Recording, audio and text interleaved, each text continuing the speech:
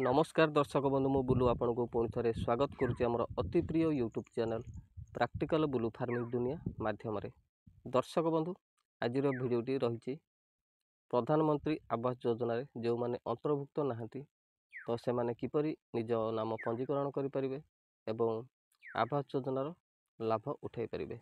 तो दर्शक बंधु यही आवास योजना अंतर्भुक्त होगापाई कौन कौन सब योग्यता दरकार के मैंने आवेदन करें एवं डॉक्यूमेंट्स कौन कौन लगे किपरि आवेदन करेंगे ताहा ए वीडियो माध्यम आपण मैंने संपूर्ण डिटेल्स जानीपर। तो दर्शक बंधु जो दर्शक भाई मैंने नुआ करी आम चैनल को देखुं तो से गोटे अनुरोध तो वीडियोटी को प्रथम रु शेष पर्यंत देखिए एवं आम चैनल को सब्सक्राइब करने सहित बहुत मात्रा सपोर्ट करेंगे। तो सब्सक्राइब कला बेले पाखे थिबा बेल आइकन को ऑल क्लिक करेंगे जहाँफल आम जितेबाला ही वीडियो अपलोड करूँ आपण पाखक सर्वप्रथमे नोटिफिकेशन जरिया पहुँचीज और आपण मैंने सर्वप्रथमे आम वीडियो देखिपारे। तो दर्शक बंधु तो आज वीडियोटी बहुत हेल्पफुल होगापाई जाऊँगी कहीं गोटे साधारण लोक किपरि निज घर तैयारी करिपरिबो एवं सरकारଙ୍କର ए आवास योजना निज नाम पंजीकरण करिवो संपूर्ण विवरणी ए वीडियो माध्यम जानीपर। तो डेरी नक चलतु वीडियोटी स्टार्ट करवा।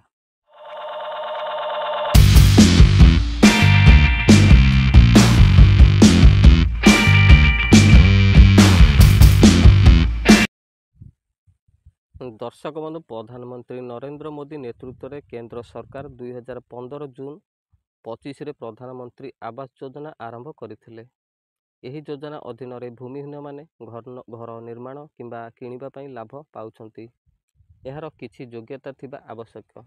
जदि आपणकर सेही योग्यता अछि तेबे आपण ऑनलाइन रे आवेदन करि परिबे। तो सेथि पई आपणकु जेकोसी ब्राउजर सर्च करबा को पड़िबो https:/rhreporting.nic.in रे हिताधिकारीक तालिका मिल परिबो। एही योजना पई आपण ऑनलाइन रे आवेदन करि परिबे एवं जेउ माने दारिद्र्य सीमारेखा तले रहिछंती एवं निज घर निर्माण करि परिबे नाही से माने एही योजना माध्यम रे निजर घर निर्माण करि परिबे। एथि पई किछि योग्यता स्थिर होईछि।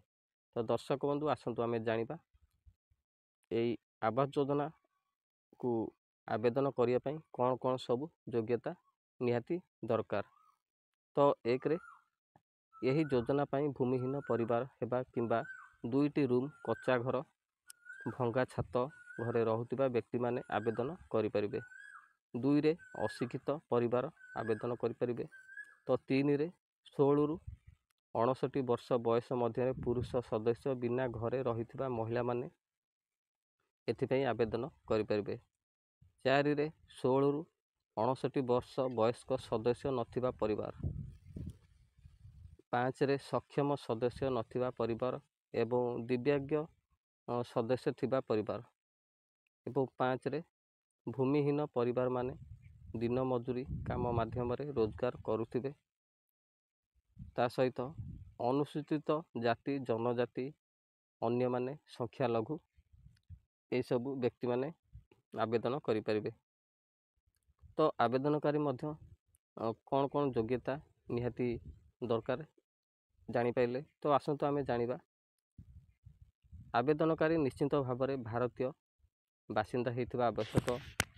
आवेदनकारी स्थायी घर रहिबा उचित नुहे। आवेदनकारी 18 वर्ष रु अधिक हेबा जरूरी। आवेदनकारी वार्षिक आय 3 लाख रु कम थिबा उचित। तो आवेदनकारी मानिक नाम निश्चित भाव में राशन कार्ड किंबा बीपीएल तालिका रे रहिबा आवश्यक। सेहीपरि आवेदनकारी नाम भोटर तालिका रे रखिबा बाध्यतामूलक। कौनसी वैध परिचय पत्र मध्य रहिबा जरूरी। जदि आपण प्रधानमंत्री आवास योजना पई ऑनलाइन आवेदन करबा को चाहुछंती तेबे आपणकर एई सब डॉक्यूमेंट निहाती आवश्यक दरकार। तो आसंतु आमे जानिबा डॉक्यूमेंट्स गुड़िक कौन कौन निहाती आवश्यक। प्रथम रे आधार कार्ड किंबा आधार नंबर एवं द्वितीय रे पासपोर्ट साइज फोटो। तृतीय रे हिताधिकारी राशन कार्ड किंबा राशन कार्ड नंबर एवं चतुर्थ रे बैंक पासबुक। पंचम रे स्वच्छ भारत मिशन पंजीकरण नंबर एवं 6 रे मोबाइल नंबर। तो जदि ଆପଣ ଘରେ ପ୍ରଧାନମନ୍ତ୍ରୀ ଆବାସ ଯୋଜନା ଗ୍ରାମୀଣ ପାଇଁ ଅନଲାଇନ୍ ମାଧ୍ୟମରେ କରିବାକୁ ଅସମର୍ଥ ହେଉଛନ୍ତି, ତେବେ ଆପଣ ଉପରୋକ୍ତ ସମସ୍ତ ଡକ୍ୟୁମେଣ୍ଟ ସହିତ ଜନସେବା କେନ୍ଦ୍ରକୁ ଯାଇପାରିବେ। ଆପଣ ଏକ ଆବାସ ଯୋଜନା ସହାୟକ ପରିଦର୍ଶନ କରି ଅନଲାଇନ୍ରେ ଆବେଦନ କରିପାରିବେ। ତ ଦର୍ଶକ ବନ୍ଧୁ, ଆପଣମାନେ ଯଦି ଘରେ ବସି ମୋବାଇଲ ସାହାଯ୍ୟରେ କରିବା ପାଇଁ ଚାହୁଁଛନ୍ତି, ତେବେ ଯେକୌଣସି ବ୍ରାଉଜର ଓପନ୍ କରି ପ୍ରଥମେ ଆପଣଙ୍କୁ ପ୍ରଧାନମନ୍ତ୍ରୀ ଆବାସ ଯୋଜନା ସରକାରୀ ୱେବସାଇଟ୍କୁ ଯିବାକୁ ପଡ଼ିବ। ଏଥିପାଇଁ ଆପଣମାନଙ୍କୁ ସର୍ଚ୍ଚ ବାର୍ରେ ଟାଇପ୍ କରିବାକୁ ପଡ଼ିବ https://pmaymis.gov.in ପରିଦର୍ଶନ କରିବାକୁ ପଡ଼ିବ। ଏହାପରେ ୱେବସାଇଟ୍ର ମେନ୍ ପେଜ୍ ଆପଣଙ୍କ ସାମ୍ନାରେ ଖୋଲିବ। ଏଥିରେ ଆପଣ ମେନୁ ବାର୍ରେ 3ଟି ବିକଳ୍ପ ଦେଖିବେ। ଏଥିରେ କ୍ଲିକ୍ କରନ୍ତୁ ଏବଂ ତାପରେ କିଛି ବିକଳ୍ପ ଏକ ତାଲିକା ଆକାରରେ ଆପଣଙ୍କ ସାମ୍ନାରେ ଦେଖାଯିବ। ସେଥିମଧ୍ୟରୁ ଆପଣଙ୍କୁ ଆୱାସ ସଫ୍ଟ ଉପରେ କ୍ଲିକ୍ କରିବାକୁ ପଡ଼ିବ ଏବଂ ତାପରେ ଅନ୍ୟ ଏକ ତାଲିକା ଖୋଲିବ, ଯେଉଁଥିରେ ଆପଣଙ୍କୁ ଡାଟା ଏଣ୍ଟ୍ରି ଉପରେ କ୍ଲିକ୍ କରିବାକୁ ପଡ଼ିବ। ଏହାପରେ ଆପଣଙ୍କ ସାମ୍ନାରେ ଏକ ପେଜ୍ ଖୋଲିବ। ଏଥିରେ ଆପଣଙ୍କୁ ଡାଟା ଏଣ୍ଟ୍ରି ଫର୍ ଆୱାସ ଚୟନ କରିବାକୁ ପଡ଼ିବ। ଆପଣ ଆପଣଙ୍କ ରାଜ୍ୟ ଜିଲ୍ଲା ଚୟନ କରିବା ପରେ ଏବଂ କଣ୍ଟିନ୍ୟୁ ବଟନ୍ ଉପରେ କ୍ଲିକ୍ କରିବାକୁ ପଡ଼ିବ। ତାପରେ ତୁମର ୟୁଜର ନାମ ପାସୱାର୍ଡ଼ କ୍ୟାପ୍ଚା ପ୍ରବେଶ କରିବା ପରେ ଲଗ୍ଇନ୍ ବଟନ୍ ଉପରେ କ୍ଲିକ୍ କରିବାକୁ ହେବ। ଏହାପରେ ବେନିଫିସିଆରୀ କଣ୍ଡିସନ୍ ଡିଟେଲ୍ସ ଆପଣମାନଙ୍କ ସାମ୍ନାରେ ଖୋଲିବ, ଯେଉଁଥିରେ ଆପଣମାନଙ୍କୁ ବ୍ୟକ୍ତିଗତ ବିବରଣୀ ସୂଚନାକୁ ପ୍ରଥମ ବିଭାଗରେ ପୂରଣ କରିବାକୁ ଆବଶ୍ୟକ। ଏହାପରେ ଦ୍ୱିତୀୟ ବିଭାଗ ହିତାଧିକାରୀ ବ୍ୟାଙ୍କ ଆକାଉଣ୍ଟ ବିବରଣୀ ପୂରଣ କରନ୍ତୁ। ତ ତୃତୀୟ ବିଭାଗରେ ଆପଣଙ୍କୁ ଚାକିରି କାର୍ଡ଼ ନମ୍ବର, ସ୍ୱଚ୍ଛ ଭାରତ ମିଶନ ପଞ୍ଜୀକରଣ ନମ୍ବର ପରି ହିତାଧିକାରୀ ସମନ୍ୱୟ ବିବରଣୀ ସୂଚନା ପ୍ରବେଶ କରିବାକୁ ପଡ଼ିବ। ଚତୁର୍ଥ ବିଭାଗରେ ବ୍ଲକ ଅନୁଯାୟୀ ଭରିବାକୁ ଆପଣଙ୍କୁ ସମ୍ପୃକ୍ତ କାର୍ଯ୍ୟାଳୟ ଦ୍ୱାରା ସବିଶେଷ ତଥ୍ୟ ସମ୍ବନ୍ଧୀୟ ତଥ୍ୟ ପୂରଣ କରିବାକୁ ପଡ଼ିବ।